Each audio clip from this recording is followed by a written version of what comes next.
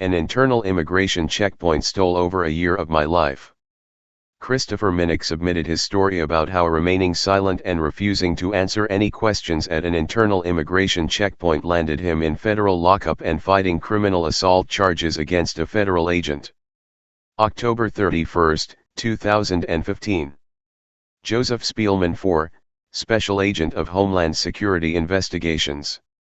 Office number 956-753-4650. Joseph.spielman@dhs.gov, email. I had been put in federal prison for 11 days from October 31, November 10. I had to be quiet about what happened since my case was ongoing. But, last month the government dropped their case and I will let everyone know what happened. I was driving from Laredo, TX to Charlotte, NC. I hadn't gone more than 25 miles before I had to stop at an internal immigration checkpoint. For those unaware, the government has set up checkpoints within 100 miles of the border to stop traffic and ask what I feel are invasive questions to every and all vehicles that stop. Remember, none of the drivers or passengers have been suspected of a crime. According to my understanding of the Fourth and Fifth Amendment, as a free citizen you are not obligated to answer any questions if you are not suspected of a crime. You are not currently committing a crime. There is not an emergency. As I was not suspected of a crime, when asked, "Are you a U.S. citizen?" I responded, "Sir, respectfully, I do not wish to answer any questions." Clearly fazed by my response, he asked the question again. To which I responded with the same answer. He then asked if I had anyone else in the truck. A little surprised he kept asking questions. I gave what I'd describe as the face Jim Halpert from The Office gives when someone says something silly.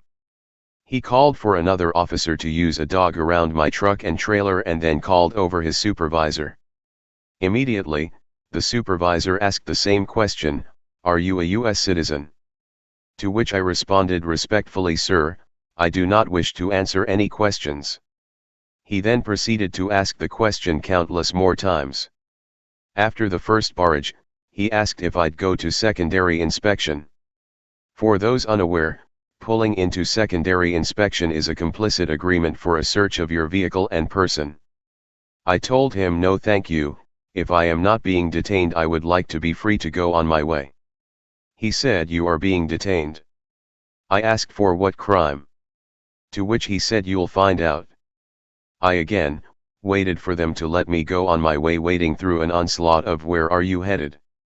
Why don't you want to answer our questions? And what are you trying to prove?" All met with silence, waiting for my permission to leave. That permission never came. I had to check in with a bond officer every week, then every month for over 14 months. When the officer told me I was under arrest for an undisclosed charge, I had placed my phone to record video, but when I retrieved my phone later the video either had been deleted or something had malfunctioned. I sat in a holding cell for about 4 hours after they had stolen my wallet without my permission, been fingerprinted, and photographed. 4 hours passed before ICE agents came to read me my rights and tell me what they were charging me with. They said, "You have the right to remain silent, anything you say." I asked if I always have the right to remain silent, and if so, why didn't I have that right earlier when I was arrested for precisely that? They had no answer. I was charged with 18 U.S. Code 111, forcibly assaulting, resisting, or impeding certain officers or employees. From there, I went to county lockup because it was a Saturday and federal lockup only works on the weekdays. On Monday, I was sent to the Geo Group Federal Prison, with no way to contact my public defender until the 9th of November. When I was allowed to contact my public defender, I was released on bond the very next day on personal recognizance. Once I was out, the real problems began.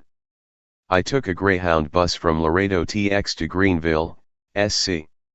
With little money and an extra bag fee for every bag, I had to leave some of my belongings in Laredo to be stolen. I was notified that I had lost my truck driving job with Schneider, and that I would not be able to leave the state of South Carolina because that's where my bond officer was. Taking a new interstate truck driving job was out of the question. After a month of unemployment, I got a cooking job for far less money, forcing me to live with my brother and put a burden on him. After the new year, I got a small-time local dump truck job, paying way below normal because they knew I was desperate to make use of my CDL. I had to check in with a bond officer every week, then every month for over 14 months. Until finally, after what I assume was the judge's frustration with the prosecution to make some sort of case, the government relented and filed a motion to dismiss my case. This post is just to inform the curious and illuminate the system for those who believe that law enforcement are always in the right. I hold no ill will to those who work at these checkpoints, but I would like to plead that they read the law and know where the bounds of their power truly are. If there is a crime, yes, detain a suspect. If there's an emergency, yes, ask questions and expect an answer. But if you are asking a question to a citizen with a rationale not pertaining to anything beyond the fact you've come into contact with them, I advise you to not ruin their lives in the moment to save your bruised ego. Christopher Minnick.